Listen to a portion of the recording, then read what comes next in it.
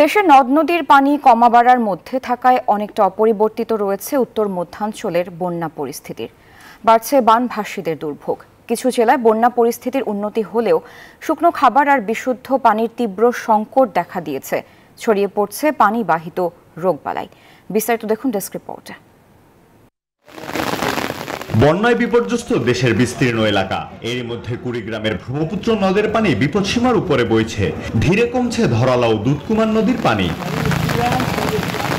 পানি নামার সঙ্গে সঙ্গে দেখা দিয়েছে বিশুদ্ধ পানি ও শুকনো খাবারের তীব্র সংকট। বাড়ছে পানিবাহিত রোগের প্রকোপ। বিগত 10 দিন ধরে আমরা পানিবন্দী অবস্থায় কষ্টের মধ্যে আমরা আছি। বন্যার জলে পানি চুলের মধ্যে জল ঢুকছে, চুলা ধরাতে অনেক সমস্যা হয়।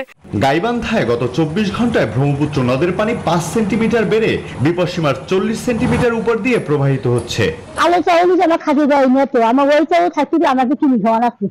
এদিকে জামালপুরের বাহাদুরাবাদ ঘাট পয়েন্টে 51 সেন্টিমিটার এবং জগন্নাথগঞ্জ ঘাট পয়েন্টে বিপদসীমার 86 সেন্টিমিটার উপর দিয়ে প্রবাহিত হচ্ছে যমুনার পানি। সিরাজগঞ্জের সার্বিক বন্যা পরিস্থিতির কিছুটা উন্নতি হয়েছে। যেসব এলাকায় পানি নেমে যাচ্ছে সেখানে দেখা দিয়েছে সুপেয় পানির তীব্র সংকট এবং পানিবাহিত রোগ ছড়িয়ে পড়ার শঙ্কা। Desk report, news 24।